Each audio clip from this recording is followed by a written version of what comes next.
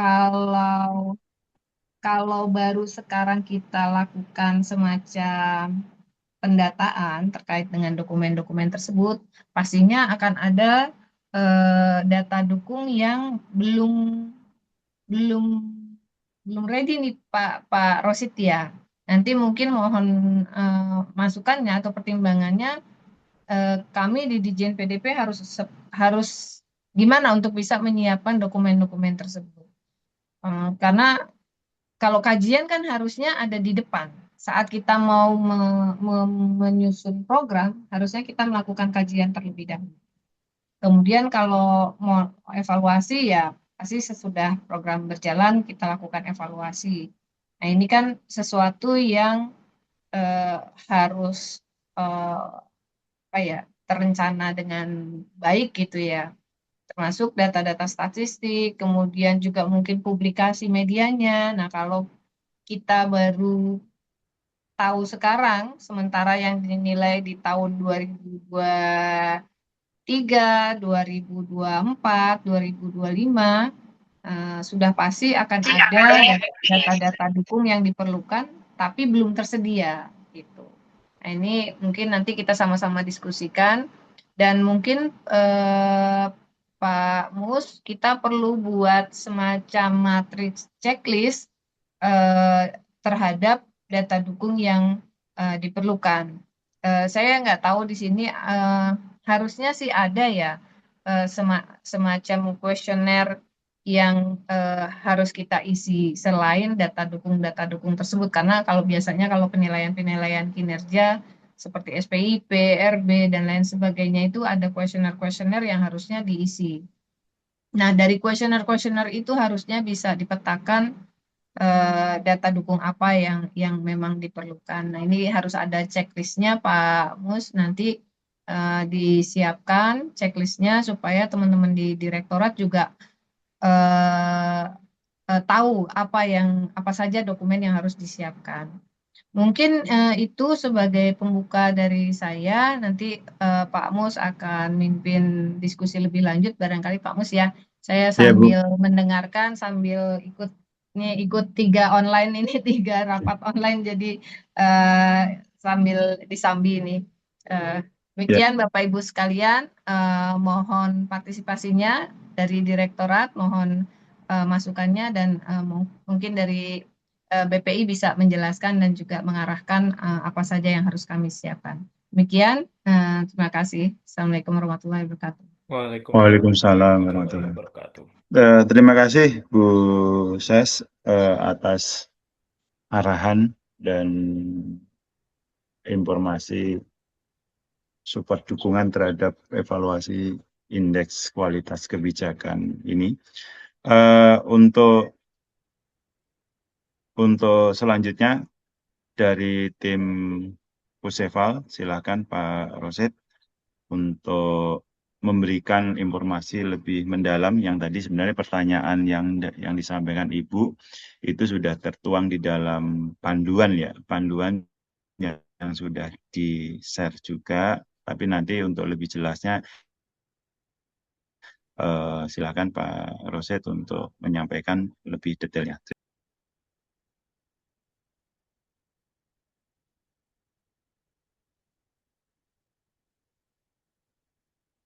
Lang- Langsung Pak, termute punya Pak Mustaqim. Iya, silakan. Ya, eh, terima kasih. Terima kasih waktunya Pak Mustaqim. Assalamualaikum warahmatullahi wabarakatuh. Waalaikumsalam warahmatullahi wabarakatuh. Yang saya hormati Bu Ses Sekretariat PDP, Bu Rahma, lalu yang saya hormati di sini saya melihat ada Pak Direktur Rentek PDP juga, eh, Pak Mustaqim dan Bapak Ibu dari PDP, dan juga teman-teman tim pengukuran IKK dari Pusepal. Eh, yang pertama kami ucapkan terima kasih Pak dan Ibu Ses terkait respon dari PDP terkait nota dinas dari kami untuk permintaan usulan objek pengukuran IKK. Ini mohon maaf Pak Kapus dan Pak KTU ada agenda lain jadi tidak dapat hadir. Nanti kemungkinan kalau misalkan sudah selesai mungkin bisa gabung ke sini. Jadi ini mohon perkenalkan juga Bapak Ibu, kami di sini di Pusat Evaluasi Kebijakan ada tim kerja pengukuran indeks kualitas kebijakan yang memang eh, indeks pengukuran IKK ini dimandatkan di kementerian ini diampu oleh Pusat Evaluasi Kebijakan sejak tahun 2025. Eh, izin juga terima kasih untuk tadi respon yang sangat baik dari tahun kemarin juga PDP juga responnya sangat baik terkait pengukuran IKK tahun 2025 Kak, di mana kita tahu untuk pengukuran tahun 2025 itu dua kebijakan yang diusulkan oleh kementerian merupakan kebijakan yang dihasilkan oleh Ditjen PDP, yaitu eh, terkait prioritas pemanfaatan dana desa dan status kemajuan dan kemandirian desa yang alhamdulillahnya mendapatkan nilai yang sudah sangat baik gitu. Nah, izin mungkin kami akan menjelaskan kembali Bapak Ibu terkait indeks kualitas kebijakan erat kaitannya dengan positioning IKK dan bagaimana pengukuran IKK itu dilakukan dan apa dampak dan pentingnya buat kita di Kementerian Desa. Jin, eh, ini coba kami sampaikan kembali. Kemarin untuk sebelumnya sebenarnya kami juga sudah pernah mengundang untuk di awal di tahun ini itu sudah pernah mengundang teman-teman semuanya dari UK1 yang lain untuk terkait pembahasan identifikasi awal kemarin tanggal 30 April. Kebetulan alhamdulillah juga di eh, PDP ini juga kemarin ada yang mewakili, ada dua orang, ada Mbak Nenden sama Mas Ilham kalau tidak salah. Nah, ini setelah rapat tersebut, eh, lalu kami tindak lanjuti dengan nota dinas permintaan usulan yang ini ditanggapi oleh tim PDP. Izin Pak, saya coba share screen beberapa paparan yang mungkin bisa bantu kita untuk menjelaskan.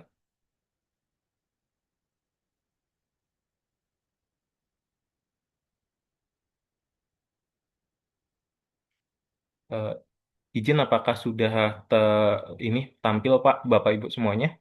Iya, sudah Mas. Oh ya, izin ini kami coba jelaskan terkait IKK.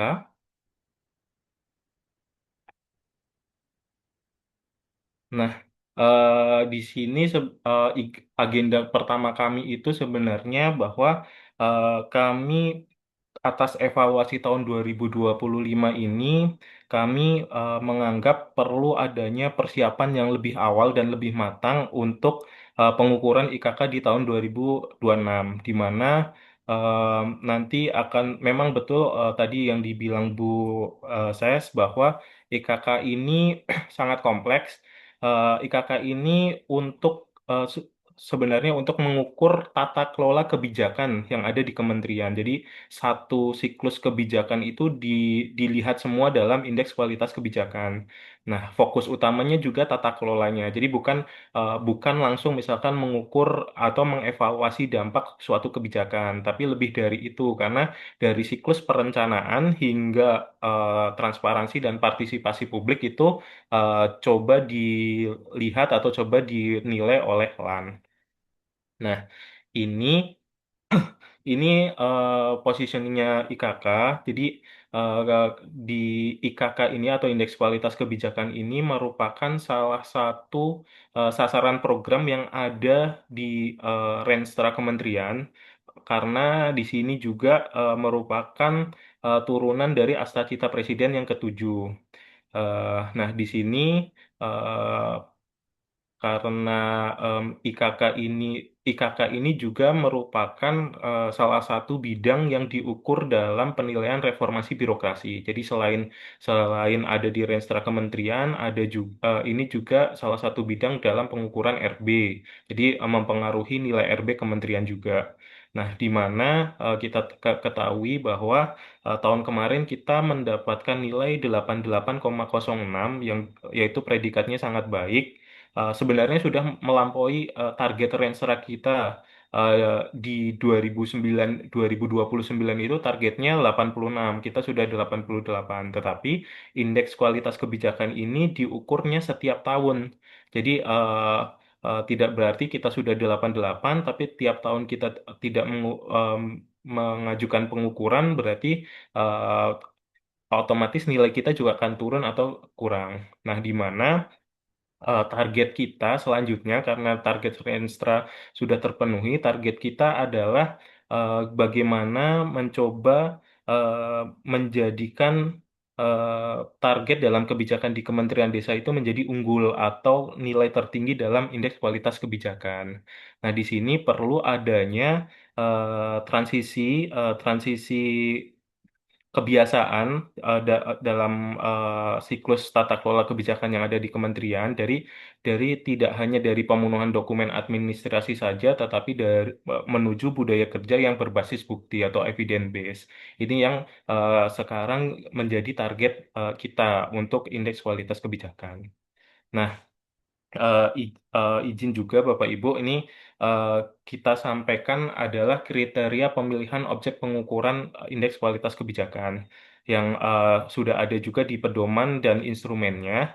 Jadi ada 3 kriteria yang disampaikan oleh LAN yang jadi acuan dari kita, di mana kebijakan-kebijakan yang diusulkan oleh tiap kementerian, itu masing-masing kementerian mengusulkan tiap tahunnya adalah 3 kebijakan, di mana kebijakan tersebut yang pertama adalah berorientasinya pada pembangunan berkelanjutan dan kesejahteraan masyarakat, atau kebijakan yang mengaturnya keluar, bukan kebijakan yang mengatur ke dalam atau internal kementerian saja.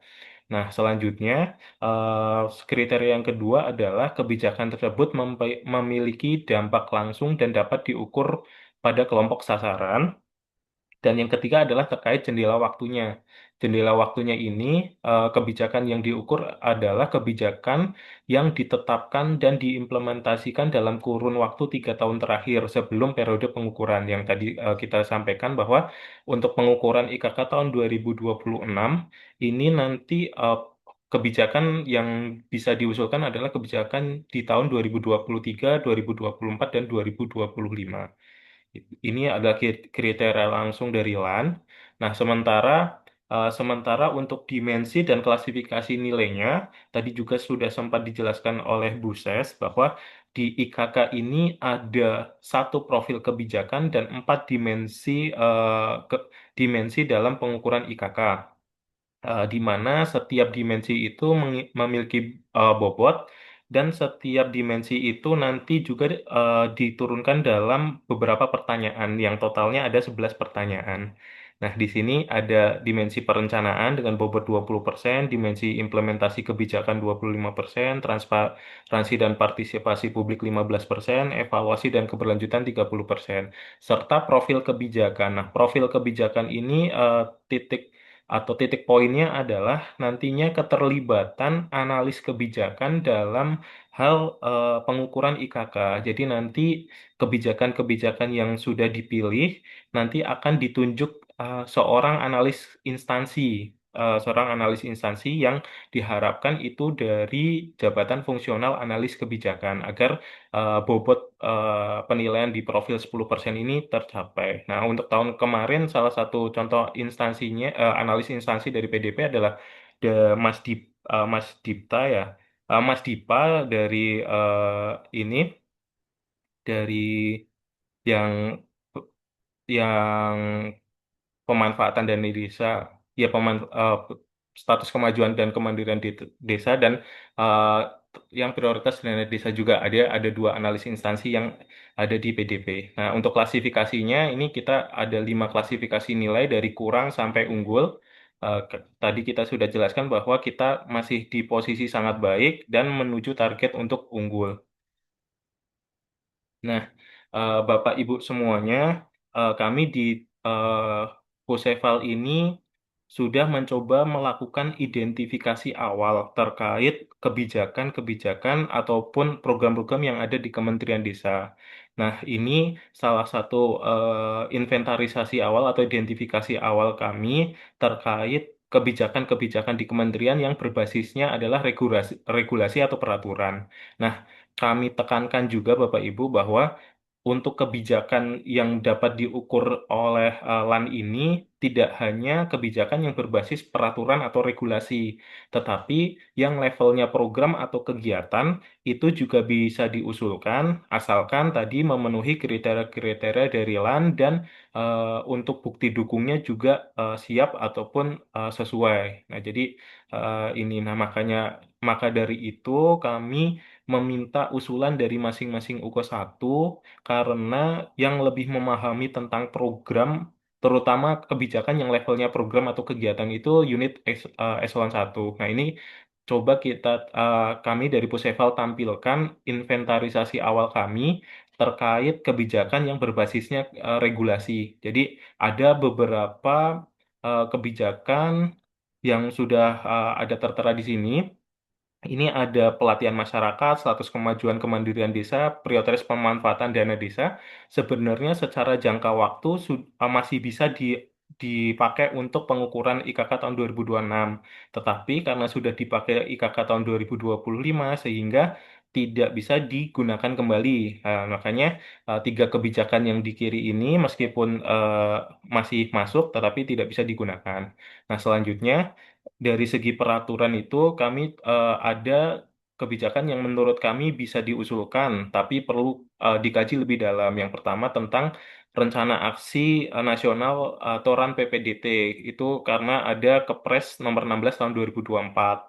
Ada juga pendampingan masyarakat desa itu karena ada Permendes nomor 3 tahun 2025 dan ada pengembangan desa cerdas karena terkait ada Keputusan Menteri Nomor 55 Tahun 2024. Nah, di mana kami ini baru mendapatkan tiga opsi kebijakan terkait regulasi, di mana kebijakan-kebijakan ini pun perlu kami kaji lebih dalam terkait kesiapan bukti dukungnya.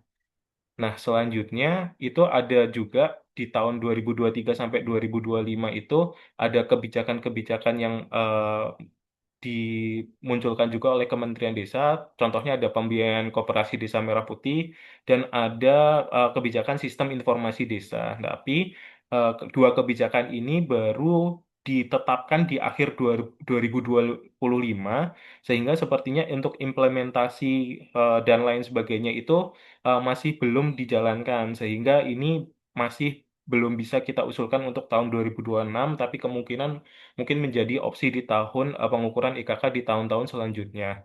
Nah, eh, apa namanya tantangan yang kita hadapi Bapak Ibu semuanya bahwa kita sepertinya akan mengalami defisit kebijakan eh, karena kebijakan-kebijakan yang ada di Kementerian Desa ini jika tata kelolanya tidak diperkuat, jadi pengukuran IKK ini kan terkait tata kelola. Tetapi kalau tidak diimbangi dengan perbaikan tata kelola kebijakan yang ada di Kementerian Desa, kemungkinan besar di tahun-tahun selanjutnya kita akan kesulitan untuk mengusulkan objek pengukuran IKK dikarenakan tadi eh, kriterianya yang tidak masuk dalam pengukuran IKK.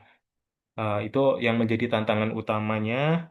Makanya kami rasa kami membutuhkan waktu yang lebih lama, persiapan yang lebih lama, dan juga kami mencoba untuk sharing knowledge juga kepada teman-teman semuanya di lingkungan Kementerian Desa tentang pemahaman tentang pengukuran IKK sendiri. Nah, di mana di mulai di April ini, awal April kami sudah pernah melaksanakan eh, kegiatan seminar pengukuran IKK yang waktu itu juga sudah banyak yang mengikuti. Terima kasih. Lalu ada juga rapat-rapat tentang identifikasi awal ini eh, yang kami mengundang unit kerja eselon 1 lainnya. Nah, untuk selanjutnya ini kami coba sampaikan bahwa apa sih bukti-bukti dukung yang ada dalam pengukuran IKK. Ini ada dalam instrumen maupun pedoman dan tadi juga sudah sempat disampaikan oleh Bu Ses bahwa tadi dari profil kebijakan dan 4 dimensi kebijakan ini terdapat 11 pertanyaan yang menjadi nanti yang menjadi pengukuran di IKK. Nah, ini tadi sudah sempat dijelaskan, perencanaan kebijakan 20% itu ada 3 pertanyaan, yaitu terkait mengukur validitas data dan informasi saat kebijakan itu disusun. Jadi di awal kebijakan itu disusun, lalu saat kebijakan ini disusun juga diukur keterlibatan pemangku kepentingan. Dan selanjutnya, yang ketiga adalah apakah sudah adanya juga analisis dampak kebijakan saat kebijakan ini disusun. Nah, inilah yang menjadi titik poin dalam dimensi perencanaan kebijakan. Nah, selanjutnya ada dimensi implementasi kebijakan. Ini juga ada 3 pertanyaan. Yang pertama adalah ini eh, kejelasan koordinasi dan komunikasi dalam implementasi kebijakan. Jadi adanya SOP, adanya proses bisnis eh, yang terkait implementasi kebijakan ini juga nantinya yang menjadi bukti dukung dalam poin yang nomor 1 di implementasi kebijakan. Lalu selanjutnya efektivitas implementasi di lapangan. Ini menjelaskan bahwa apakah kebijakan ini dapat diukur secara terukur dalam implementasinya di lapangan. Selanjutnya, yang ketiga adalah mekanisme pengawasan dan akuntabilitas. Ini juga dalam implementasinya, bagaimana sistem pengawasan kebijakan ini dilaksanakan. Itu yang menjadi titik poin dari dimensi implementasi kebijakan.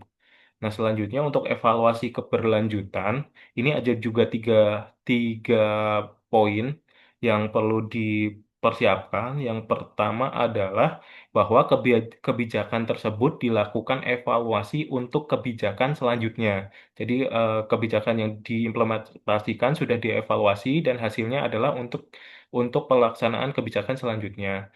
Yang kedua adalah kebijakan tersebut dapat dampaknya dapat terukur bagi masyarakat. Jadi laporan laporan pelaksanaan kebijakan ini eh, titik poinnya apakah sudah sesuai dengan perencanaannya. Nah, seperti itu. Lalu yang ketiga adalah keselarasan dan sinkronisasi kebijakan, bahwa kebijakan yang diimplementasikan ini apakah relevan dan tidak bertabrakan dengan kebijakan ataupun peraturan lain yang ada baik di atasnya maupun yang setara di link di Indonesia ini. Tuh. Nah, selanjutnya untuk yang dimensi transparansi dan partisipasi publik, ini ada 2 pertanyaan di mana titik poinnya adalah akses informasi kebijakan dan mekanisme masukan dan keberatan masyarakat. Nah, di sini titik poinnya adalah eh, apakah kita di kementerian dalam pelaksanaan kebijakan itu kita sudah mempunyai kanal-kanal aduan ataupun ya seperti mungkin selaras dan lain sebagainya ataupun yang ada di masing-masing UK2. Jadi eh, bentuk kanal aduannya, dan yang kedua adalah apakah kanal aduan tersebut dapat di pu- di apa yang namanya direspon ataupun dilihat secara umum oleh masyarakat. Jadi kalau misalkan ada aduan, kita bisa melihat bahwa aduan tersebut masuk, terus ditindaklanjuti dan hasilnya pun juga bisa diketahui secara publik. Nah, inilah eh, dimensi-dimensi ataupun bukti dukung yang perlu disiapkan dalam pengukuran IKK.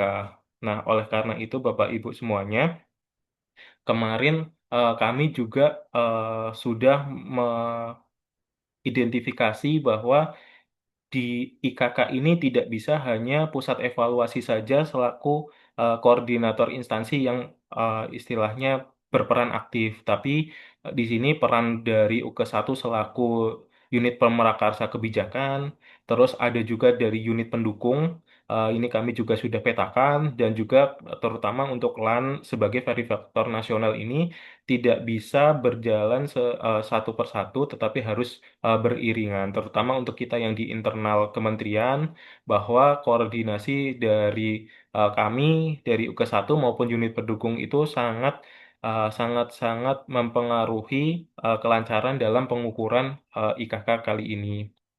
Nah, ini untuk unit-unit pendukungnya juga sudah coba kami petakan dan sudah kami undang juga untuk koordinasi, yaitu ada Pusbang Jakpadu, dari BPI juga, dari Itjen, Biro Hukum, Biro OSDM, Biro Perencanaan, Pusdatin, dan Biro Humas. Ini unit-unit pendukung ini untuk membantu dalam pengumpulan bukti dukung jika diperlukan. Jadi misalkan untuk Pusbangjak, kajian-kajian akademiknya misalkan ada yang terkait dengan usulan kebijakan yang diusulkan, nah itu bisa juga menjadi salah satu objek pengukuran. Itjen juga dalam hal pengawasan, laporan pengawasannya Itjen juga mungkin bisa menjadi salah satu bukti dukung. Kalau untuk Biro Hukum terkait harmonisasi keselarasan kebijakan dengan kebijakan lainnya, itu juga bisa menjadi bantuan kita dalam pemenuhan bukti dukung. Biro OSDM dan Biro Perencanaan ini untuk identifikasi awal eh, program atau kebijakan yang ada di Kementerian Desa. Untuk Biro SDM bisa berperan juga dalam probis atau proses bisnis yang mungkin bisa disusun untuk eh, pola tata kelola kebijakan yang ada di kementerian. Untuk Biro Humas terkait transparansi dan partisipasi publik, dan Pusdatin mungkin untuk mendukung data-data lain yang dibutuhkan. Nah, ini untuk timeline pengukuran IKK-nya, Bapak Ibu semuanya, bahwa proses sekarang ini sedang fase identifikasi. Kami sedang coba mengidentifikasi opsi-opsi objek pengukuran. Lalu nanti di Juli sampai September, setelah adanya kick off atau sosialisasi dari LAN terkait pengukuran IKK, nanti akan ada pemetaan dan pemenuhan bukti dukung dan pelaksanaan penilaian self assessment. Nanti bulan Oktober akan ada feedback dari LAN, lalu ada juga penyampaian hasil akhir. Nah, ini tujuan kami bahwa kami meminta usulan objek pengukuran IKK dari masing-masing unit eselon 2 ini karena kami berharap teman-teman dari UK1 dalam hal pengusulannya itu sudah menginventarisir lebih awal kesiapan bukti dukung. Jadi eh, objek kebijakan yang diusulkan sudah dinilai, oh ini ternyata bukti dukungnya sepertinya memenuhi gitu. Nah, terus kami juga berharap unit eselon 1 juga mempersiapkan untuk penunjukan analis instansi, di mana nanti jika kebijakannya yang diusulkan bahwa nanti analis instansilah yang menjadi eh, orang utama yang akan melakukan pengukuran di pengukuran IKK ini. Nah, jadi inilah yang menjadi tujuan kami, Bapak Ibu semuanya, melakukan permintaan usulan karena dalam fase identifikasi objek pengukuran IKK. Nah, ini mungkin yang bisa kami sampaikan. Selanjutnya mungkin eh, kita lanjutkan dengan diskusi, Pak Pusnakim dan Bapak Ibu semuanya. Mungkin apa yang perlu kami jelaskan atau Bapak Ibu ingin tanyakan bisa eh, kami coba tampung, kami diskusikan pada sesi atau forum saat ini. Mungkin eh, itu dulu Pak Mustaqim. Nanti jika ada pertanyaan kita diskusikan lebih lanjut. Terima kasih atas waktunya. Ya, baik. Makasih atas penjelasannya Pak Rosid selaku Ketua Tim Evaluasi IKK.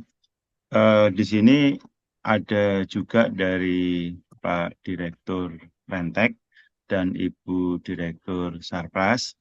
Eh, mohon mohon arahan Bu kalau ada hal-hal yang bisa, karena di dalam usulan, rencana usulan untuk di lingkungan Ditjen PDP, kelihatannya itu kan yang kebijakan yang selama ini berjalan adalah terkait dana desa, terkait desa wisata. Yang kedua terkait ketahanan pangan dan terkait konvergensi stunting. Maka eh, kemarin kita diskusi dengan Ibu Sestijen untuk mencoba mengusulkan tiga materi kebijakan program ini kita sehingga supaya kita dapat mengevaluasi sejauh mana eh, program atau kebijakan yang sudah selama ini kita lakukan itu dalam penilaian evaluasi IKK ini sudah mendapatkan di posisi skor berapa gitu. Eh, Mohon apabila ada arahan dari Pak Direktur Rentek maupun dari Bu Direktur Sarkas. Oke, terima kasih. Selamat pagi, selamat melaksanakan WFH ya untuk semuanya. Iya, Pak. Jelas, Mas Mustaqim? Sangat jelas, Bapak. Jelas, Oh, Pak. baik. Jadi ini terkait dengan IKK ini memang kita mungkin perlu kita pertajam kembali untuk program yang kita usulkan. Karena program ini kan setidaknya program yang bisa kita evaluasi dari waktu ke waktu, progresnya biar jelas, kemudian secara data dukung ini semua biar lengkap begitu. Paling nggak minimal mendekati kebutuhan sesuai dengan indikator penilaian begitu. Sehingga kita program-program kita itu nanti tidak sekedar kita mengusulkan, tapi satu sisi kita nanti kesulitan dalam melakukan pengukuran begitu. Intinya kita harapkan program yang kita usulkan ini adalah program yang berkelanjutan. Kemudian data dukungnya itu bisa dengan cepat bisa kita penuhi, tidak gerasa gerusu memenuhi karena administratif nanti kebutuhannya kita segera penuhi. Jadi khawatir kita nanti kita hanya main administratif tapi kemudian minim implementasi lapangannya gitu. Khawatir kita kan program ini betul-betul apa yang menjadi unggulan dari PDP ini merupakan kegiatan yang bisa terukur, kemudian bisa memberikan dampak kepada masyarakat, khususnya apa yang menjadi lokus-lokus kita dalam melaksanakan pembangunan desa dan perdesaan. Mungkin itu sih sementara Mas Mustaqim. Mungkin Bu Sarpas nanti kaitan dengan desa wisatanya mungkin juga butuh penajaman-penajaman juga. Sementara itu Mas Iya, Mustaqim, terima kasih. ya. Baik Pak Direktur, karena pada prinsipnya adalah evaluasi IKK ini adalah kolaboratif, baik dari UK1 yang khususnya di Ditjen PDP juga ada dukungan dari Itjen, ada dukungan dari BPI, ada dukungan dari PAID. Jadi yang pasti nanti akan disatukan bukti dukungnya karena nanti Pak Roset sebagai ketua tim pastikan memastikan bukti dukung yang sudah dilakukan dari lintas UK1 ini untuk mendukung yang menjadi andalan 3 usulan yang menjadi penilaian evaluasi di level kementerian. Pak Ibu Direktur, mohon arahan. Ya, baik. Terima kasih Pak Mustaqim, Bapak Ibu sekalian. Sebagaimana yang disampaikan oleh Pak Suherman, apa yang disampaikan rekan dari BPI ini kita perlu melakukan pendalaman kembali agar apa yang akan kita gagas pada kebutuhan kita dalam IKK ini betul-betul menjadi sesuatu yang komprehensif dalam menjawab konteks pembangunan desa itu sendiri. Terlebih saat ini kita juga tengah menyusun regulasi berkaitan dengan kebijakan yang diatur sebagai amanat kebijakan pada PP 16 2026 terkait baik itu pembangunan desa, pembangunan kawasan, dan pembangunan sarana dan prasarana desa. Masing-masing 3 item ini mendapat mandat tersendiri dari pasal yang ada di dalam PP tersebut. Sehingga ini perlu adanya akselerasi atas apa yang diatur dari 3 muatan kebijakan ini yang mungkin nanti disatukan atau mungkin nanti terpisah karena masih dalam proses pembahasan dengan apa yang akan kita bentuk di dalam IKK tersebut. Karena ini perlu kesesuaian dan memang apa yang tadi disampaikan oleh BPI itu perlu kita lakukan pendalaman sehingga jangan sampai kita terburu-buru, kita tidak memahami secara tepat apa yang sebenarnya akan kita gagas dan menjadi critical point bagi kita dalam kelembagaan kita sendiri. Terima kasih Pak Mustaqim. Boleh mungkin nanti karena tadi saya lihat ada target waktu timeline-nya yang disampaikan oleh Pak Rosid, sebaiknya kita juga menyusun timeline untuk kita secara internal dari Ditjen PDP untuk bisa menyesuaikan timeline yang sudah disiapkan oleh BPI. Demikian Pak. Ya, makasih Bu Direktur. atas arahannya. Selanjutnya dari Sosbud, kami persilahkan responnya.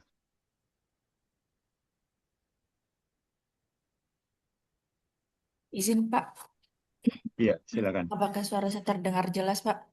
Iya, Izin. sangat jelas. Perkenalkan Pak, saya Novita Nurfajaria dari Sosbud.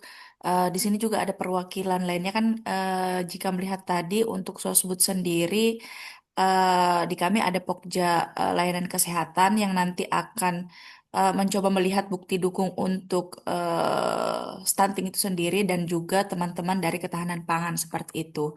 Nah, sebenarnya ada beberapa hal yang ingin saya tanyakan, Pak, berkaitan mungkin dengan teknis penilaiannya seperti itu. Nah, kan di sini setiap fokus penilaian itu ada poinnya tersendiri, Pak. Jadi dimensi dan bobot internal itu ada poinnya, kemudian di fokus penilaiannya per poin itu ada presentasinya sendiri seperti itu. Nah, bagaimana jika misalnya dari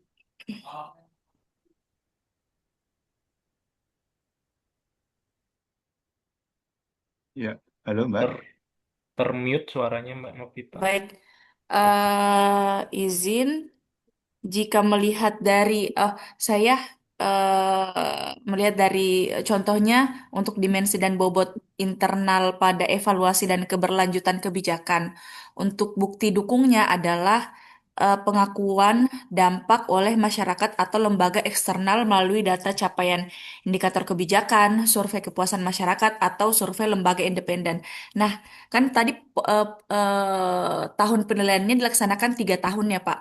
Bagaimana jika misalnya pada 3 tahun tersebut, pada poin tersebut tidak ada, atau mungkin pada hanya 1 tahun yang ada? Mungkin seperti itu pertanyaan saya, Pak, yang pertama. Kemudian kan sebenarnya kalau untuk kesehatan sendiri, untuk kebijakannya, kan kita mengacu pada Perpres, Pak, seperti itu.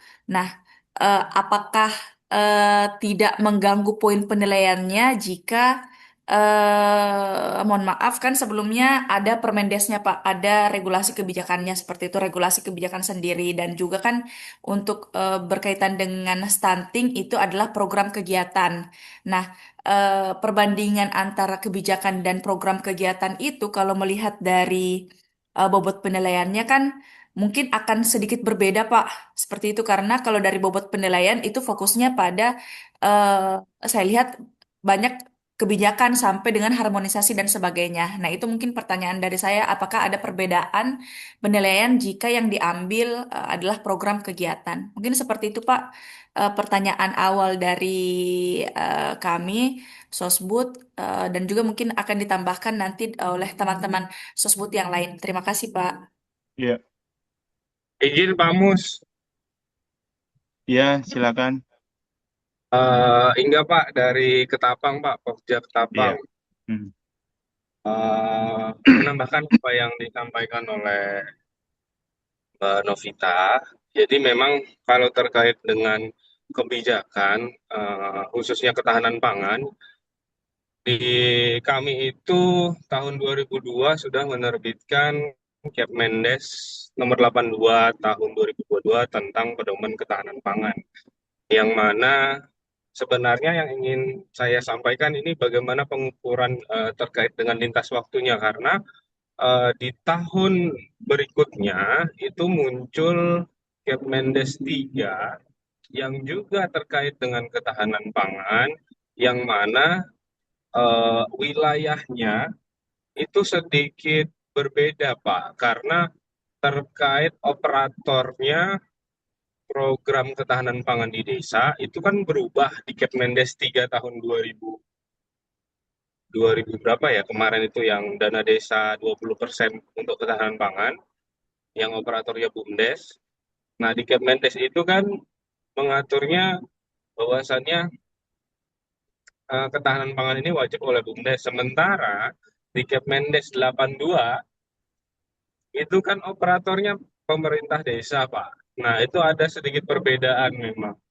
Nah, itu bagaimana kita menyikapinya? Kemudian terkait dengan ketahanan pangan ini juga seringkali kita itu keliru dalam menafsirkan. Kalau kita melihat eh, Undang-Undang Nomor 18 Tahun 2012 tentang pangan, itu soal ketahanan pangan sebenarnya soal cadangan pangan masyarakat yang mana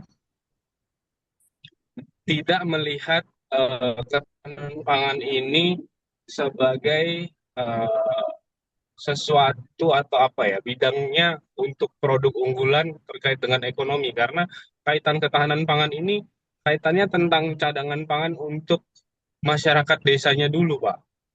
Nah, itu kan kita keliru menafsirkannya sehingga kita keliru juga mengukurnya.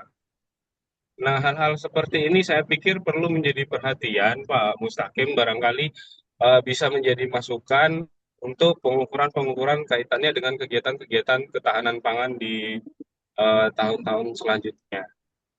Saya pikir untuk ketahanan pangan, masukannya seperti itu, Pak Mustaqim. Terima kasih. Assalamualaikum warahmatullahi wabarakatuh. Waalaikumsalam warahmatullahi wabarakatuh. Baik, makasih Mas Ibsonli sama Mbak Novita. Dari Sosbud masih ada yang ditambahkan?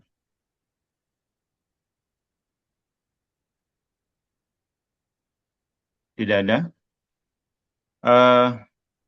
Nanti kita respon setelah semua kita tanyakan masing-masing UK2 ya, Pak Roset. Ya, siap. Ya, perwakilan dari advoker ada yang mau disampaikan?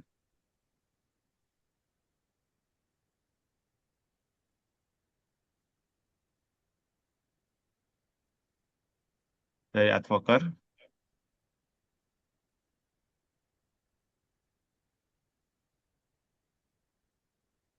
Baik, dari perwakilan advoker tidak ada respon. Selanjutnya kita mencoba untuk minta respon dari tim FPDD dari Dana Desa. Dari tim FPDD.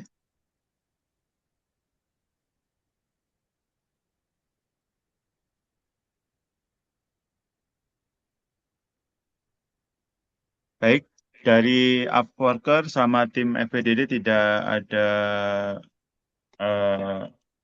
informasi tambahan, Mbak Roset. Kita pada prinsipnya adalah evaluasi ini adalah kolaborasi bersama ya. Jadi bahwasanya program ini kita evaluasi sejauh mana kebijakan yang sudah kita lakukan ini menurut penilaian IKK-nya itu sudah mendapatkan titik positifnya dan titik lemahnya itu di mana. Jadi kita akan tahu menjadi perbaikan. Sama persis Pak Roset boleh disampaikan evaluasi di tahun 2025. Kan itu kan kita jadi tahu, oh ternyata di wilayah mana yang harus menjadi perbaikan kebijakan yang selama ini kita jalankan. Silakan Pak Roset. Ya, terima kasih Pak Mustaqim. Coba kami ini ya jawab kita diskusi saja. Nanti misalkan ini ada yang mengalir diskusinya silahkan langsung aja direspon. Nanti juga akan dibantu teman-teman dari Puseval yang lain jika ada tambahan. Untuk tadi yang sudah menanggapi, kita mulai dari tadi titipan pertanyaannya dari Bu Ses ya Pak Mustaqim. Karena itu nanti berkaitan dengan apa yang ditanyakan oleh Mbak Novita maupun Mas Ingga.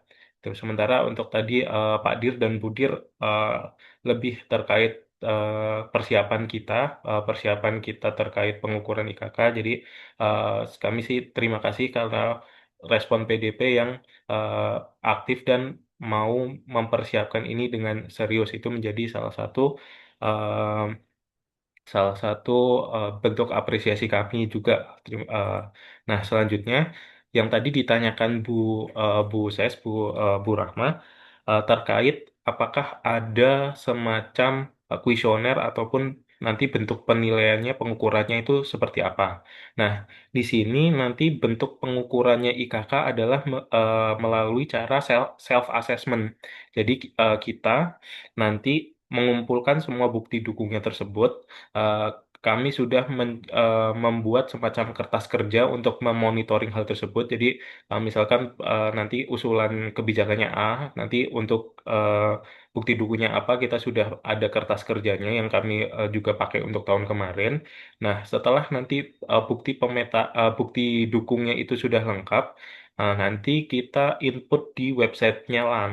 Websitenya LAN itu nanti langsung kita input kebijakannya apa, penjawab pertanyaan 11 pertanyaan tadi dijawab dan dan diupload untuk bukti dukungnya. Dan upload bukti dukungnya ini tidak semacam-macam kita mengupload semua bukti dukung ya, tapi cukup bukti dukung yang langsung mengarah pada pertanyaan gitu ya. Misalkan adanya apakah ada analisis dampak. Nah, kita tidak usah misalkan analisis dampaknya banyak atau misalkan ada di RPJMN sebenarnya sudah ada, tapi cukup kita misalkan oh analisis dampak ini ada pada bagian ini. Nah, kita tunjukkan bukti bahwa analisis dampak itu sudah ada. Nah, itu nanti em, dan kita juga melakukan penilaian mandiri terlebih dahulu. Jadi dari bukti dukung yang ada, nanti eh, kita bersama analis instansi maupun teman-teman yang nanti menjadi tim pengukuran IKK, nanti akan bersama-sama menilai kesiapan bukti dukung tersebut. Nah, misalkan tadi kan ada masing-masing dimensi dan masing-masing bobot. Nah, itu nanti kira-kira akan mendapat. Jadi nanti setiap pertanyaan itu akan ada levelnya A sampai E. Jadi jawabannya A sampai E. Nah, itu nanti misalkan jawabannya E itu jawaban tertingginya. Nah, itu berarti akan mendapatkan poin maksimal.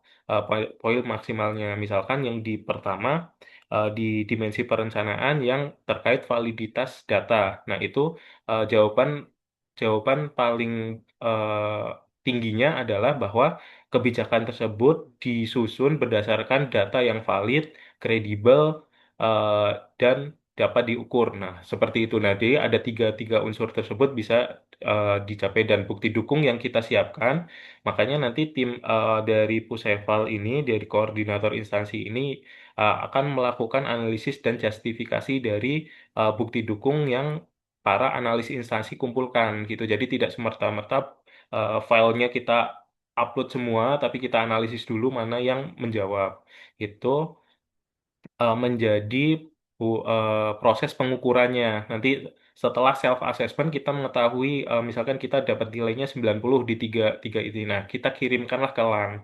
Nanti LAN akan melakukan verifikasi, LAN akan mengirimkan tanggapan berupa feedback dari apa yang sudah kita kumpulkan. Nanti akan ada waktunya kita untuk melakukan perbaikan ataupun menanggapi feedback dari LAN sebelum nantinya kita kirimkan dan menjadi eh, final atau pengukuran finalnya. Itu cara dan proses dalam pengukuran IKK.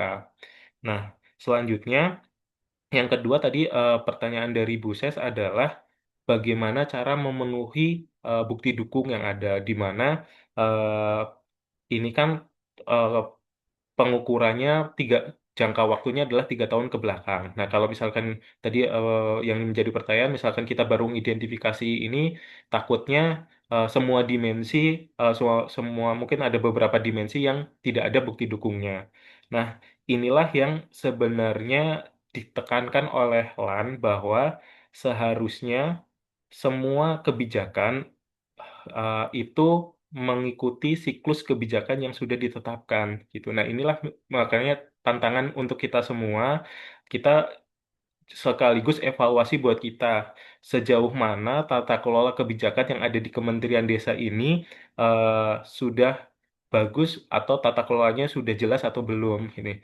Nah, inilah yang juga menjadi salah satu concern dari Puseval karena ini kan penilaian dilakukan setiap tahun. Tetapi kalau tidak ada perbaikan atau evaluasi terkait tata kelola kebijakannya, tiap tahun kita akan mengalami kesulitan yang sama gitu karena kita hanya terpaku pada penilaian sementara yang kita butuhkan adalah perbaikan sistem tata kelola kebijakan yang ada di kementerian sehingga nantinya kebijakan yang ke depan akan diusulkan ataupun ditetapkan oleh Kementerian Desa sudah melalui siklus siklus yang sesuai standarnya LAN. Jadi dari mulai dimensi perencanaannya, oh berarti ini juga menjadi salah satu concern juga buat teman-teman UK1 ataupun yang memprakarsai kebijakan, bahwa misalkan mau mengusulkan kebijakan tuh ya berarti harus ada analisis dampaknya, berarti harus ada apa namanya kontribusi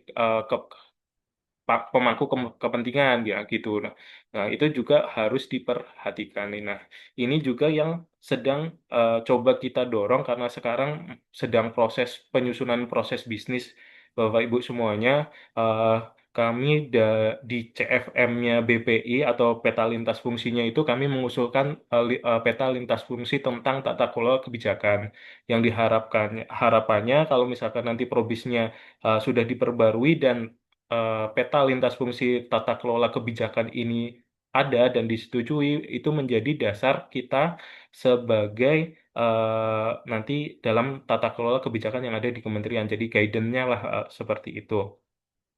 Nah, untuk yang saat ini, karena 2025-2026 ini adalah kebijakan-kebijakan yang sudah ditetapkan sebelumnya, maka dari itu ini kami yang tadi kami bilang kami membutuhkan waktu lebih banyak atau lebih lama untuk identifikasi.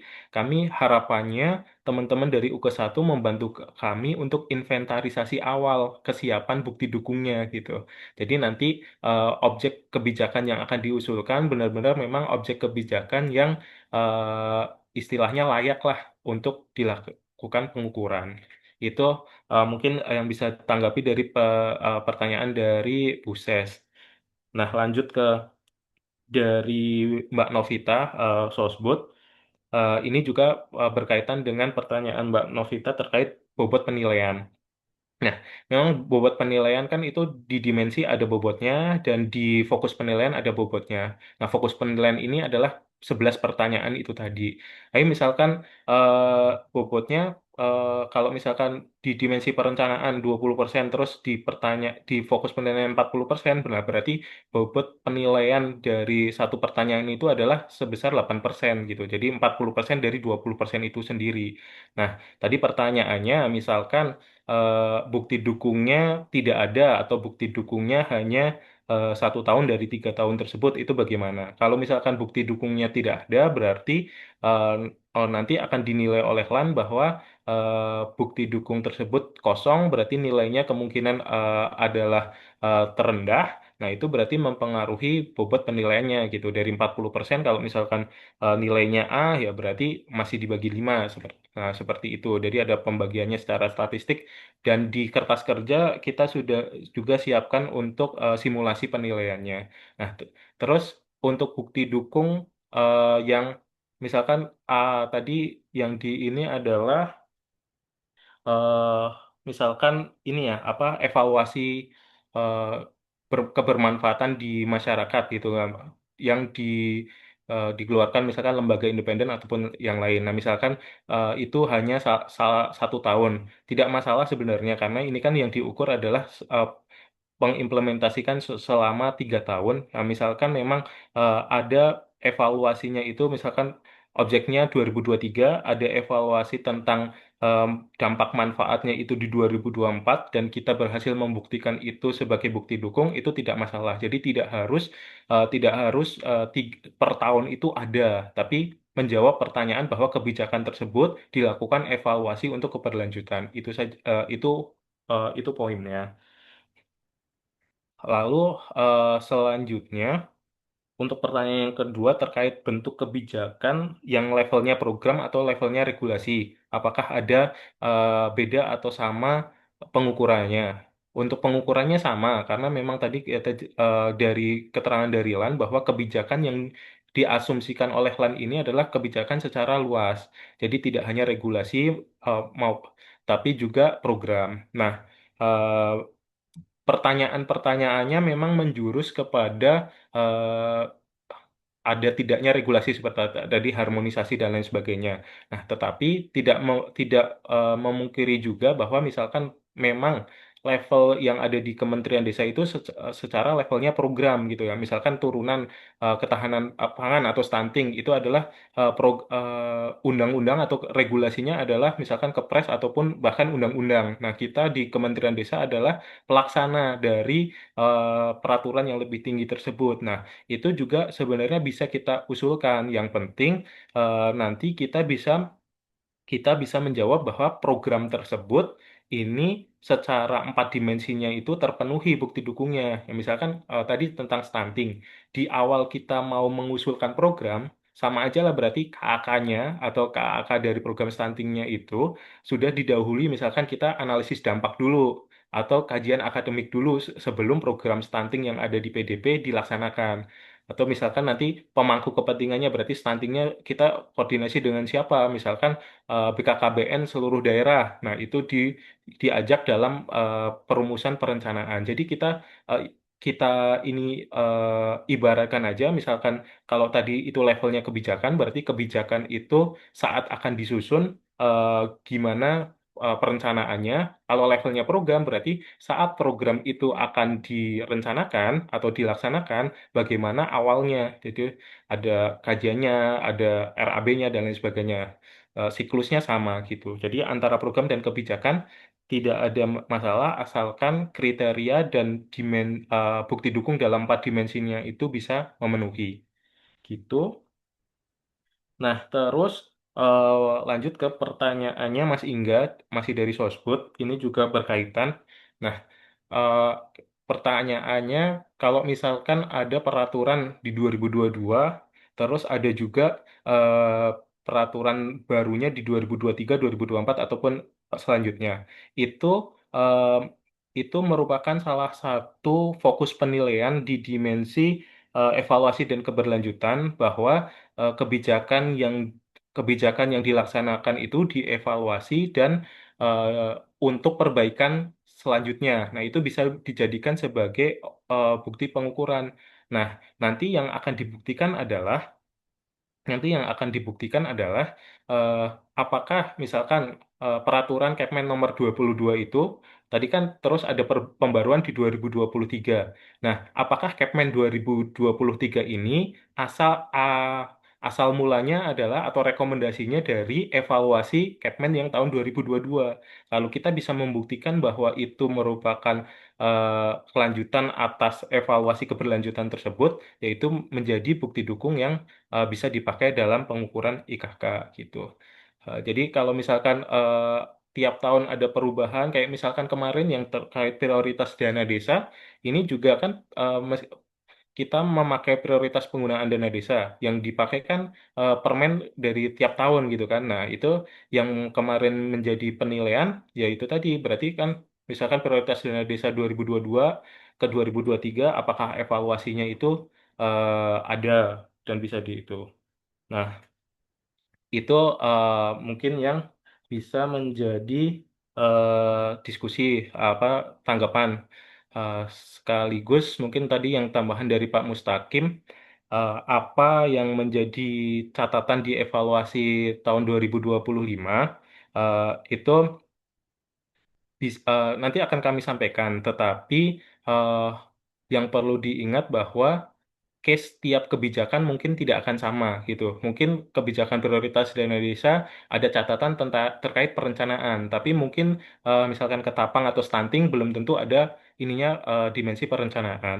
Tapi untuk evaluasi 2025 untuk catatannya adalah eh, yang dimensi tiga peraturan tersebut yang masih punya catatan itu ada di dimensi evaluasi dan keberlanjutan program. Itu tiga-tiganya masih punya catatan karena kebanyakan adalah eh, banyak yang tidak melakukan evaluasi untuk perbaikan kelanjutan ataupun melakukan evaluasi tetapi eh, bukan merupakan lembaga yang kredibel atau kalau kemarin ada bukan evaluasinya hanya sebatas telaahan staf. Nah, seperti itu karena ada juga kriteria em, dalam bukti dukung tersebut yang harus dipenuhi.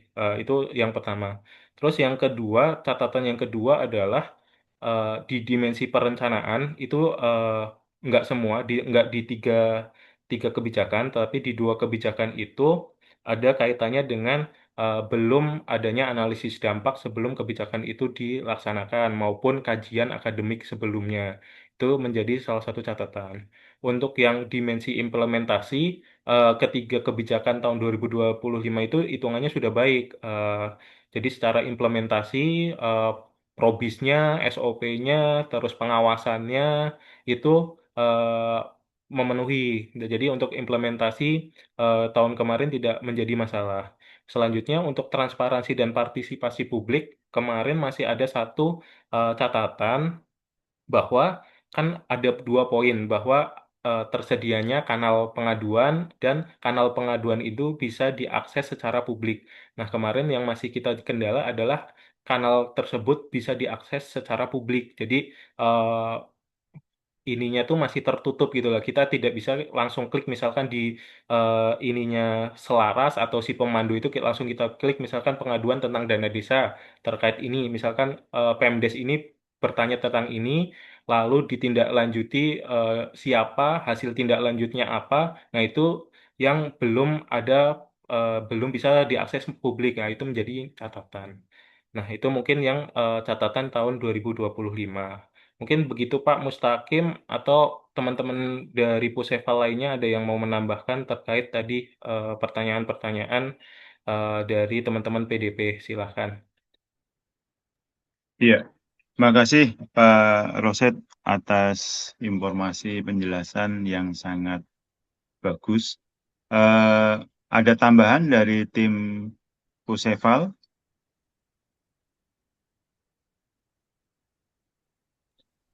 Pak Mus, Silakan Bu. Ya Bu. mungkin saya menambahkan, Ya Bu. Bapak Ibu Direktur, izin, mungkin ini kan 3 program yang sudah kami coba apa ya, petakan ini baru dari kami.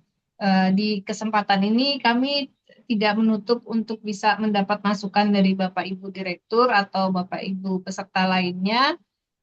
Kira-kira barangkali ada pemikiran lain sehingga program-program yang 3 program tadi eh, ada apa namanya ya, dianggap tidak tidak tepat gitu ya, misalkan karena kan yang paling tahu eh, pelaksanaan dan juga implementasinya ada di masing-masing direktorat. Nah, ini kami terbuka untuk bisa mendapatkan masukan atau pertimbangan lainnya apabila memang dikira atau dianggap bahwa program yang coba kami petakan itu eh, apa namanya, belum belum belum tepat gitu ya untuk bisa masuk di dalam penilaian IKK ini. Nah, ini kami terbuka Bapak Ibu sekalian, Pak Direktur, Bu Direktur, kami persilahkan untuk bisa memberikan masukan.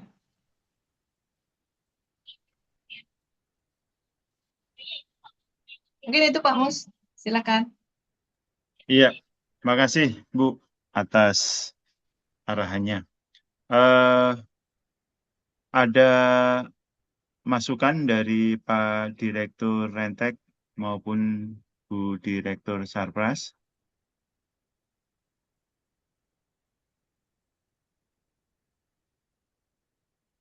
Jadi pada prinsipnya adalah identifikasi yang kita lakukan di siang ini merupakan mengukur secara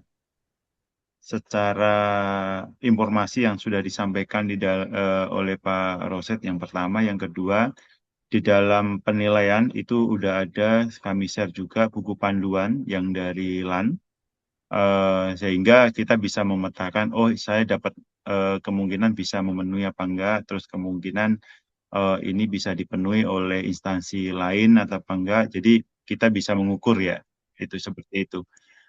Kami persilahkan respon dari Sarpras, Direktur Sarpras.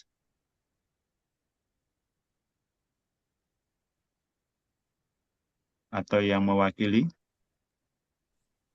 Mungkin gini Pak Mustaqim, jadi kalau Siap, Pak Dir. identifikasi kita memang kalau program yang tampaknya berdampak dan bisa diukur dengan apa namanya by data begitu, memang apa yang ditawarkan itu memang sudah tepat. Contoh misalkan konvergensi stunting. Ini kan secara program dan pembiayaan ini juga mendapatkan porsi begitu. Termasuk ketahanan pangan juga dengan adanya Kepmen 3 maupun yang terdahulu yang 82, ya ini juga kan sebenarnya yang Kepmen 3 itu sebagai penajaman untuk operator saja sebenarnya terkait dengan DD yang harus dikelola oleh BUMDes. Jadi sebenarnya ini yang paling mudah kita ukur dan memang berdampak memang ya program-program yang sudah ditawarkan tadi begitu yang menjadi dan berdampak luas sebenarnya kepada kepentingan masyarakat kita. Jadi saya rasa itu tidak ada persoalan, tinggal kita bagaimana program-program tadi bisa kita siapkan atau kita rapikan mulai dari dokumen regulasi-regulasinya, turunan-turunannya sampai kemudian apakah kita melakukan evaluasi terkait dengan program-program yang sudah kita jalankan tadi sehingga kita bisa mendapatkan gambaran yang utuh untuk kita bisa sajikan dan bisa kita jadikan program unggulan kita begitu. Mungkin itu aja Pak Mustaqim. Iya, Pak Dilis, benar. Eh, Sebenarnya yang usulan yang hasil diskusi awal, 3 usulan tadi itu, tetapi kita ingin memastikan kembali dari pengampu dan yang pasti bukti dukung tidak hanya dari Direktorat Sarpras maupun Direktorat Sosbud, tetapi juga bisa didukung dari Direktorat Rentek, dari Direktorat FPDD terkait prioritas penggunaan dana desa. Kita saling kolaborasi seperti itu. Seperti itu ya Pak Rosid ya. Iya, Pak. Hmm. Izin saya sudah kirimkan juga di chat itu kertas kerja yang kami gunakan untuk monitoring dan melakukan simulasi terkait kebutuhan bukti dukung yang ada di pengukuran IKK. Jadi mungkin bisa digunakan untuk teman-teman PDP mengidentifikasi awal.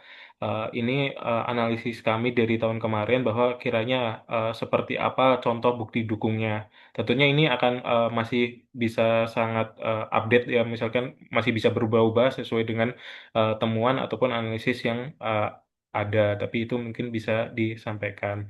Terus Bapak Ibu juga untuk usulan yang tadi sudah disampaikan, nah ini kami eh, mohon dibantu untuk tadi inventarisir awal terutama mungkin untuk jadi kebijakan tadi, 3 kebijakan yang levelnya program tadi, untuk dasar hukumnya ataupun eh, peraturan yang mengacu pada tersebut mungkin dapat dipetakan juga apakah itu dari undang-undang atau dari PP ataupun dari RKKL dan lain sebagainya. Nah, karena itu penting juga untuk profil profil kebijakannya gitu. Jadi itu tuh program tersebut atas dasarnya pelaksanaannya itu apa? Itu yang mungkin eh, hal yang utama, yang pertama dilakukan untuk inventarisir itu, selanjutnya baru melihat kelengkapan bukti dukungnya. Oh, Ya, kertas memang. kerjanya belum Ya, terkirim, Pak. Ini yang iya. Excel ini belum terkirim, benar. Oh iya. Ya, sudah. Silakan Mas Mukti, mau ada tambahan informasi? Izin Pak Mustaqim. Ya. Izin Pak. Eh, Sebenarnya yang mau saya tanyakan karena ini kan sebenarnya fokusnya adalah di kualitas kebijakan ya Pak. Artinya kita berbicara di levelnya kebijakan, bukan di level program atau pelaksanaan program. Tapi lebih dari proses penyusunan kebijakannya, dari implementasinya. Nanti terakhir itu dari feedbacknya gitu kan. Pertanyaan saya, yang pertama, kalau misal kita bicara program, otomatis kebijakan yang kita akan evaluasi, yang kita akan nilai adalah kebijakan yang ada di level UK2 kita kan.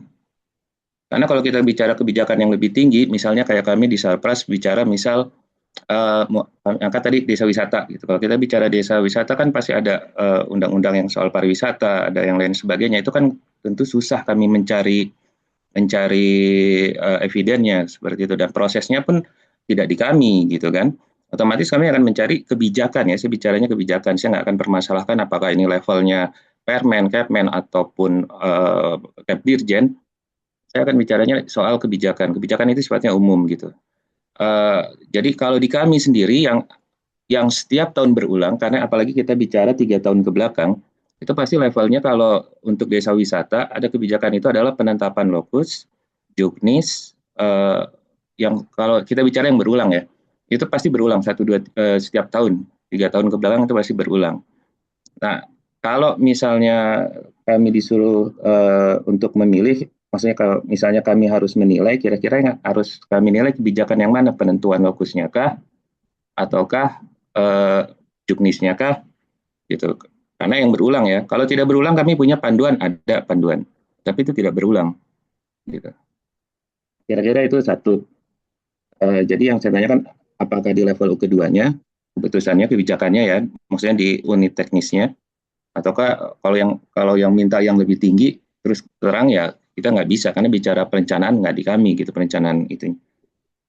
Terus yang kedua terkait masalah pengukuran dampak sebelum. Karena levelnya di teknis, biasanya itu tidak ada pengukuran dampak biasanya. Biasanya karena di teknis lebih tepatnya sebenarnya lebih ke studi literatur kalau dari kami ya. Kalau misalnya kita bicara dampak, mungkin kan kita pakai toolsnya kan seperti kayak RIA ya.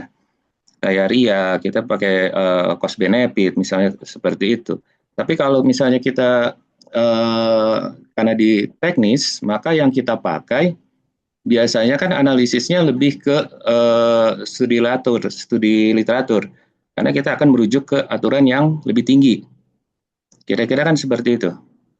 Nah, tapi kalau saya baca tadi, saya baru baca sebenarnya, jadi saya belum terlalu memahami, jadi ini lebih untuk mengkonfirmasi saja.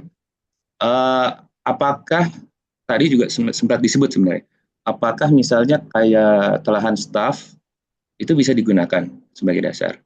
Nah, kalau misalnya kami gunakan telahan staff, terus ada misalnya policy briefnya, karena tidak mungkin naskah akademik untuk sebuah juknis ya, atau sebuah SK lokus gitu, tidak mungkin. Pilihannya kan cuma dua itu, antara telah staff atau policy brief.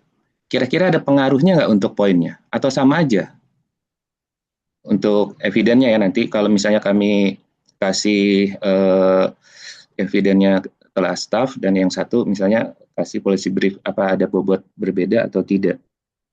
Dan untuk kanal pengaduan, terus terang kalau per U kedua tidak mungkin punya kanal pengaduan sendiri. Yang ada adalah kalau kami itu biasanya di dalam juknisnya kami akan menyatakan apabila ada hal-hal yang tidak diinginkan, apalah itu hal-hal yang negatif itu dapat dilaporkan ke TU kami dan di situ ada alamat emailnya. Apakah itu sudah dihitung sebagai kanal? Karena levelnya U kedua ya Pak ya, bukan kementerian gitu. Kira-kira itu. Terima kasih Pak Mustaqim, Pak Rosid. Iya, makasih Mas Mukti. Tidak apa-apa Mas Mukti pertanyaannya itu. Kita lanjut ke atau langsung mau direspon Pak Rosid. Sebenarnya tadi udah dijelaskan juga, tapi silakan Pak Rosid untuk Boleh, boleh Nah, biar ini langsung kita coba ini ya diskusikan. Terima kasih Pak Mufti. Izinnya Pak Mustaqim. Nah, eh, memang untuk objek kebijakan lebih idealnya kalau bisa usulannya itu adalah yang berbentuk regulasi atau peraturan itu eh, lebih enak atau lebih proper lah kalau bisa dibilang gitu. Nah, tetapi eh, kalau misalkan hal itu tidak ada di level program pun bisa gitu. Nah, kenapa kami butuh masukan dari teman-teman UK1? Karena setelah kami identifikasi awal secara level regulasi atau peraturan yang diinisiasi oleh Kementerian Desa, eh, opsi kebijakan yang menjadi pilihan itu terbatas, baru hanya 3, itu pun masih perlu dikaji lebih dalam seperti ini gitu. Jadi makanya kami eh, juga bertanya kepada LAN bahwa mereka itu kebijakannya bisa level program maupun level kebijakan. Yaitu tadi misalkan nantinya itu level program, ya di kita juga perlu kan misalkan dasar hukumnya apa dan lain sebagainya itu perlu juga ditampilkan sebagai profil kebijakannya gitu. Nah, terus tadi kalau misalkan pertanyaannya misalkan eh, ke apa kebijakannya itu misalkan ada penetapan lokus ataupun eh, penetapan juknis itu yang tadi biasa disampaikan mana yang harus dipilih. Nah, kalau bisa objek ataupun sumbernya itu kebijakannya yang secara umum gitu ya. Jadi yang mengampu pada kebijakan tersebut. Misalkan stunting ya berarti dasarnya adalah misalkan program stunting gitu. Kalau misalkan yang kita yang kita usulkan hanya juknisnya itu berarti akan lebih memkerucut lagi. Berarti semua semua yang akan kita ukur atau yang dilakukan pengukuran nanti adalah terkait juknis. Berarti analisis dampaknya juga harus berkaitan dengan eh, analisis dampak terkait juknis tersebut ataupun ya semuanya dari empat dimensi tersebut juga harus mengarahnya kepada juknis. Tapi kalau misalkan sumber sumber dari kebijakan atau programnya itu lebih umum, misalkan pengaruh stunting gitu, pengaruh stunting di desa, nah itu kita lebih luas bisa mencari sumber datanya gitu. Nah, terus Em, ini sebenarnya untuk teman-teman UK2 tadi sudah juga disampaikan ke Pak Mustaqim bahwa ini sifatnya kolaboratif. Memang mungkin pemakarsanya nanti akan terlihat analisis instansi yang dituju mungkin misalkan stunting itu mungkin di Sosbud gitu ya. Misalkan akan analisis instansinya adalah Sosbud, tetapi eh, bukti dukungnya tidak harus dari Sosbud gitu. Jadi misalkan nanti di dari Rentek PDP bisa membantu, kami tadi sudah menyampaikan bahwa kami juga mengidentifikasi unit pendukung yang coba kami koordinasi juga agar mereka membantu. Misalkan tadi terkait transparansi dan partisipasi publik, kita minta bantuan Biro Humas. Nah, mungkin benar di level kedua mungkin tidak ada kanal pengaduan karena kanal pengaduan resminya di Biro Humas. Nah, itu. Nah, kita juga koordinasi dengan Biro Humas gitu. Jadi ini levelnya adalah kolaboratif meskipun nanti yang ditunjuk sebagai analis instansinya adalah unit pemrakarsa terkait gitu. Terus yang selanjutnya ini terkait tadi ya pertanyaan apakah misalkan bentuk analisis dampaknya di dalam bentuk di level eselon 2 itu biasanya studi literatur. Nah, di sini itu nanti bisa dilihat di instrumennya Bapak Ibu semuanya bahwa di situ em, ada keterangan di samping di bawah bukti dukung itu keterangan itu adalah ketentuan-ketentuan yang harus di penuhi oleh kita. Misalkan terkait analisis dampak ini, bahwa analisis dampak ini harus memenuhi standar baku, yaitu intinya formal atau resmi sesuai standar yang berlaku, terus kredibel, dan hasil digunakan dalam proses perumusan kebijakan. Nah, inilah nanti Bapak Ibu eh, bisa melihatnya dari instrumen tersebut. Nah, misalkan analis studi literatur itu hanya menjawab misalkan itu kredibel saja. Nah, berarti nilainya itu akan diukur dari oh kredibel, tetapi ternyata eh, studi literatur itu kredibel, tetapi ternyata tidak dipakai untuk penyusunan kebijakan selanjutnya. Nah, itu akan ada levelnya sendiri-sendiri. Jadi setiap setiap pertanyaan itu ada ketentuannya masing-masing yang ada di instrumen kebijakan tersebut. Termasuk juga tadi ya telaan staff ataupun policy brief. Ini karena di standarnya naskah akademik dari LAN itu juga sudah dijelaskan standarnya telah staf itu untuk apa, standarnya policy brief itu apa. Jadi semuanya bisa dijadikan bukti dukung asalkan itu memenuhi ketentuan yang ada pada instrumennya tersebut. Mungkin seperti itu sih Pak yang bisa kami respon dari pertanyaannya Pak Mukti. Itu mungkin kalau ada terlewat mohon maaf gitu. Mungkin gitu Pak Ya, Mustaqim. ya, makasih Pak Rosid. Tadi ada hands-raise dari Pak Arya mau menambahkan dari Pak Rosid. Oh, iya. Ya, Mas Arya mungkin. terima Ya, terima kasih Pak Mustaqim. Ya, Eh, Mohon izin Bu Ses, Pak Direktur.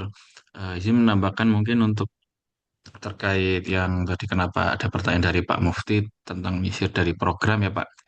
Jadi sebenarnya kalau dari penyampaian Lan sendiri itu kan kebijakan yang dimaksud itu tidak terkunci dalam sebuah peraturan gitu.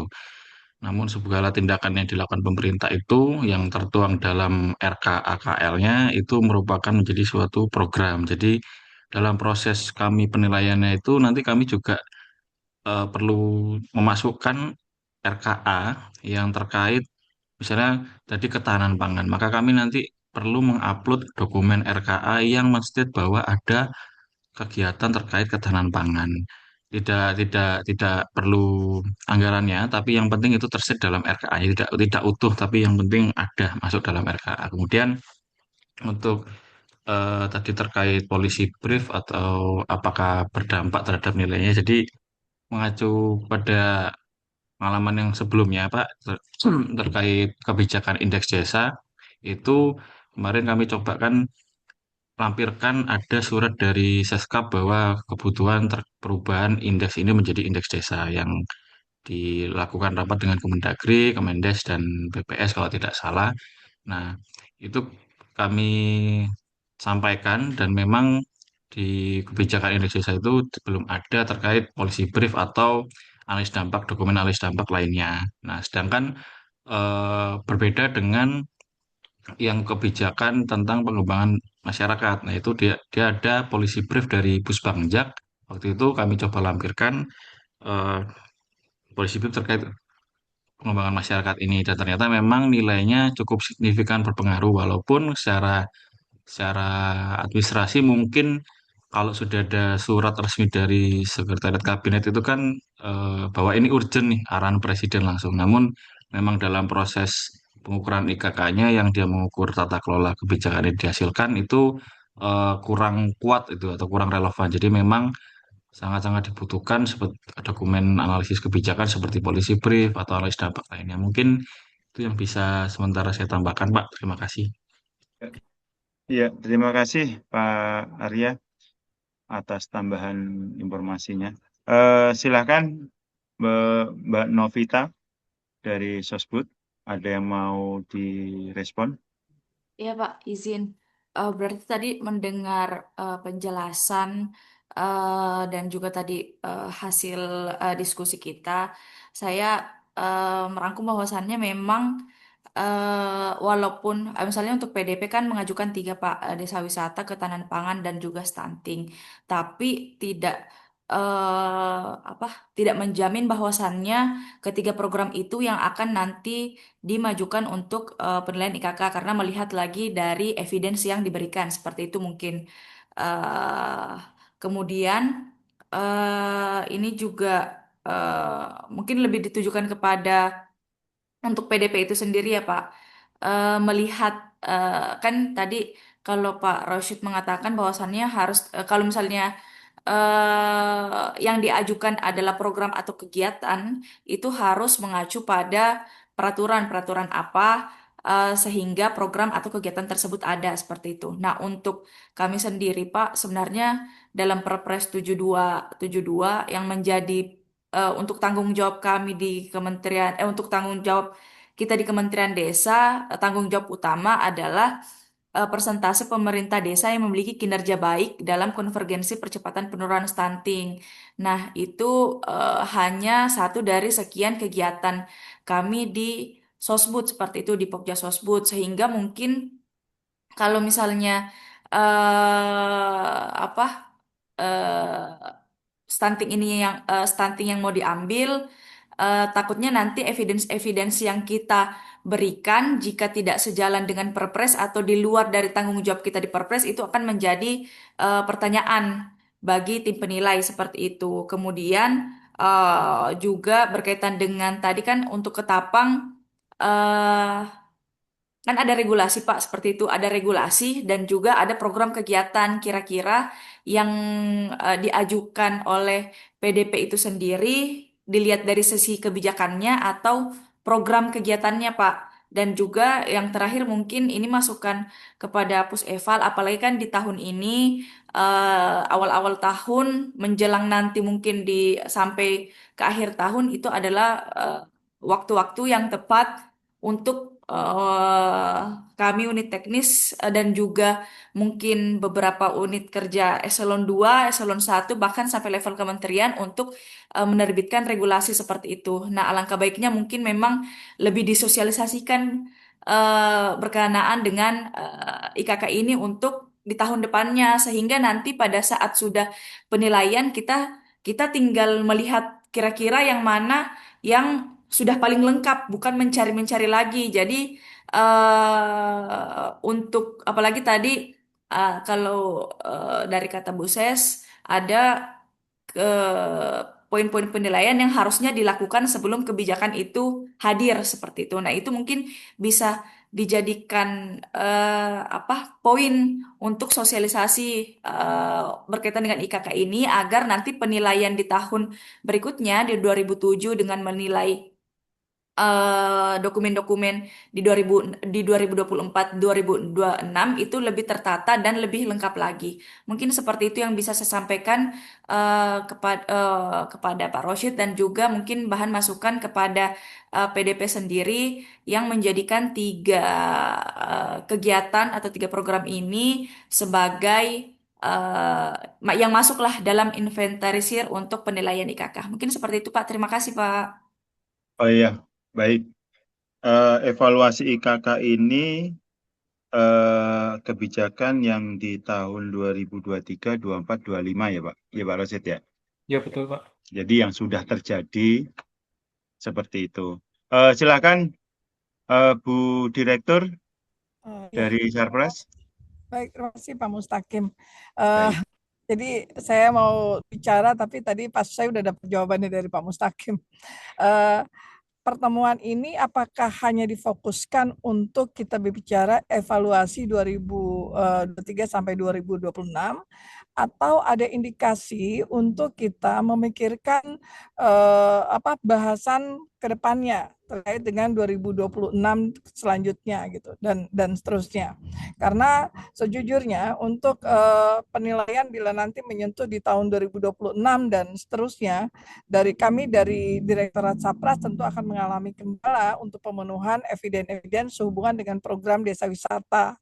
Karena tahun ini saja agenda untuk penguatan program desa wisata tidak dapat kita akomodir secara optimal dan demikian juga dimungkinkan di tahun 2027 dan selanjutnya karena kami dari Direktorat Sarana dan Prasarana Desa dan Perdesaan saat ini diminta oleh pimpinan maupun termasuk Bu Ses ini untuk mulai menyentuh pada area di mana keterlibatan dalam pembangunan sarana dan prasarana desa untuk menyikapi rehabilitasi, percepatan rehabilitasi dan rekonstruksi desa-desa terdampak bencana. Satu, yang kemudian yang kedua adalah kegiatan yang dalam konteks PKPN. Jadi dan kegiatan tersebut memang jauh dari bicara desa wisata. Jadi sementara ini saya juga tengah mencoba menyiapkan suatu konsep yang untuk mengakomodir kebijakan lanjutan baik itu untuk PRR maupun PKPN dengan program Nusa Desa. Kenapa saya bicara program Nusa Desa? Karena ini masih dalam konsep ya. Untuk bisa mengakomodir kebijakan dua agenda besar tadi antara lain. Bahkan ini lebih membuka ruang untuk kita bicara mengenai sarana dan prasarana desa terpadu. Jadi tidak hanya bicara mengenai desa wisata. Seperti itu. Jadi tadi Pak Mustaqim ternyata sudah mengclosing bahwa ini kita bicara untuk evaluasi yang sebelumnya. Jadi artinya kita saat ini belum membicarakan untuk bagaimana menyiapkan IKK di tahun ini maupun tahun berikutnya. Terima kasih. Ya, terima kasih Pak Bu Direktur. Dari Rentek, Mas Lutman, silakan. Ya, baik. Terima kasih, Pak Mustaqim. Mungkin saya singkat aja ya. Tadi kan di awal disebutkan terkait bagian-bagian penilaian ya, terkait profil dan perencanaan. Untuk perencanaan teknis kan itu perencanaan itu porsinya 20%. Saya mau tanya ke Pak Sid untuk ini berbicara ke depannya ya, mungkin bukan yang untuk evident untuk yang ke belakang.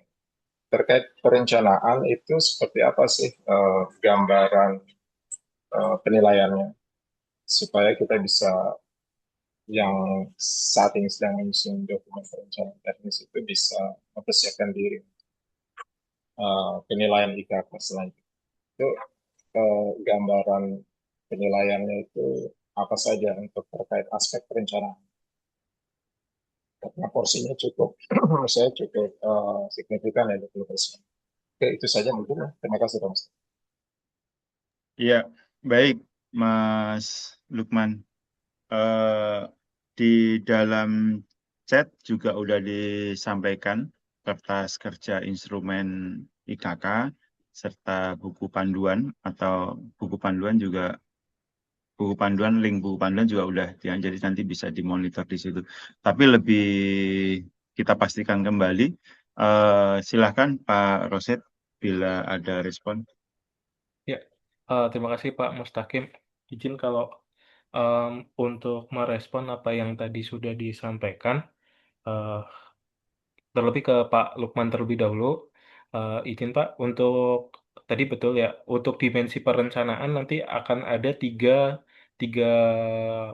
fokus penilaian. Yang pertama itu adalah dalam perumusan kebijakan itu apakah bersumber pada data yang valid dan kredibel itu. Jadi penting memastikan bahwa dalam setiap kebijakan itu memang atas dasar data-data yang bisa dipercaya gitu lah. Tidak asal memberikan opini ataupun apa. Nah, ini kan sebenarnya biasa kita lakukan ya menganalisis dan lain sebagainya. Lalu selanjutnya adalah eh, poin yang kedua adalah keterlibatan pemangku kepentingan. eh, me- Pemangku kepentingan ini misalkan sasarannya untuk siapa? Misalkan sasarannya untuk masyarakat desa, berarti masyarakat desa dilibatkan dalam perumusan kebijakan tersebut, entah itu forum, musyawarah ataupun lain sebagainya. Yang ketiga fokus poinnya adalah adanya analisis dampak terkait kebijakan ini gitu. Jadi dalam perencanaan sudah disusun itu dampak kebijakan itu. Jika ada kebijakan itu bagaimana, jika kebijakan itu tidak dilaksanakan bagaimana, dan lain sebagainya. Itu fokus poinnya. Nah, terus eh, sebenarnya tadi juga ke Bu Novita dan Mbak Novita dan Bu Dir dan lain sebagainya eh, terkait sosialisasi, kami dari Puseval selalu dalam setiap momen itu coba kami sosialisasikan terkait eh, IKK, apa itu IKK dan pentingnya IKK, karena kami sadar bahwa di sini itu kami perlu eh, tidak bisa berjalan sendiri dan eh, hal ini tuh terkait tata kelola kebijakan yang ada di kementerian. Jadi kami memang menjadi koordinator pengukuran IKK untuk istilahnya mengevaluasi atas eh, kebijakan-kebijakan yang ada. Tetapi kalau tata kelola kebijakan ini istilahnya tidak ada aware dari kita masing-masing, otomatis tiap tahun kita akan mengalami permasalahan yang sama. Kita akan mencari-cari kebijakan mana yang paling baik evidennya dan lain sebagainya. Makanya tadi di awal paparan kami itu bahwa ini adalah transformasi budaya kerja dari mana pemenuhan hanya sebagai pemenuhan administratif menjadi budaya kerja yang evidence based atau berbasis bukti.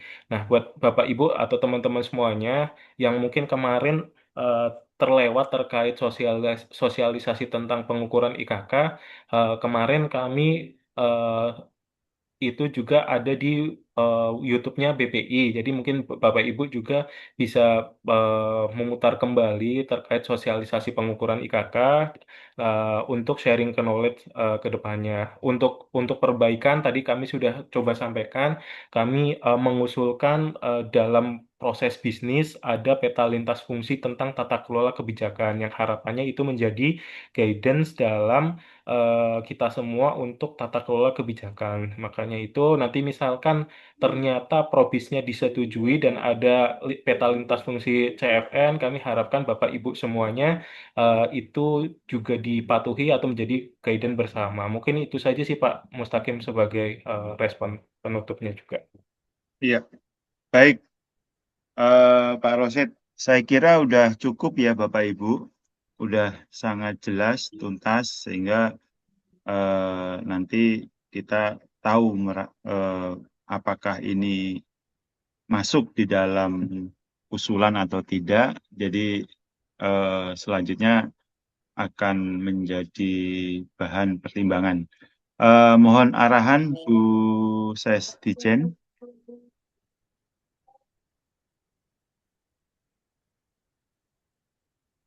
Kebetulan Bu Ses sedang ada agenda Zoom juga. Mohon arahan dari Pak Direktur atau Bu Direktur Sarpas untuk penutup.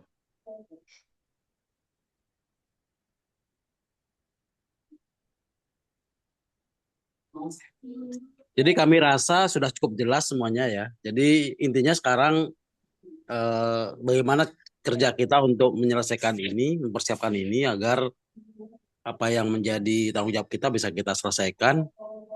Kemudian mohon teman-teman yang terlibat di dalamnya nanti kalau bisa dibentuk tim kecil di masing-masing UK2 yang mengampu sehingga bisa kegiatan ini bisa kita monitor juga sehingga progresnya bisa lebih bagus lagi begitu sehingga ada tanggung jawab di masing-masing UK2 sebagai pengampu program mulai dari menyiapkan sesuai dengan metrik yang sudah tadi disampaikan kertas kerjanya itu sebagai pedoman aja gitu. Mungkin itu Mas Mustaqim bisa nanti kita rapat-rapat internal bisa kita pertajam kembali dan bisa kita intensifkan.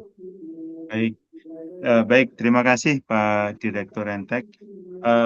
Kami kira cukup ya Bapak Ibu. Terima kasih atas partisipasinya dan kehadirannya dan penjelasan dari tim Puseval yang sangat luar biasa. Terima kasih Bu Farida selaku Direktur Sarpras atas dukungannya. Tidak lupa juga semua ini karena atas kehendaknya. Jadi kita sudah menyelesaikan aktivitas dari jam 9:05 sampai jam 10:55. Jadi sudah sangat luar biasa komunikasi, diskusi yang interaktif, dua arah, saling memberikan pemahaman satu sama lain. Dan terima kasih sebanyak-banyaknya tim dari Puseval yang menyempatkan dan memberikan informasi tambahan kepada kami sehingga usulan yang kami rencanakan kita bisa mengukur kesiapan dari petunjuk panduan tersebut. Kami akhiri. Wabillahi taufiq wal hidayah. Assalamualaikum warahmatullahi wabarakatuh. Waalaikumsalam warahmatullahi wabarakatuh. Terima kasih Bapak Ibu semuanya. Kami tunggu nota dinas balasannya. Baik, baik Pak Rosid.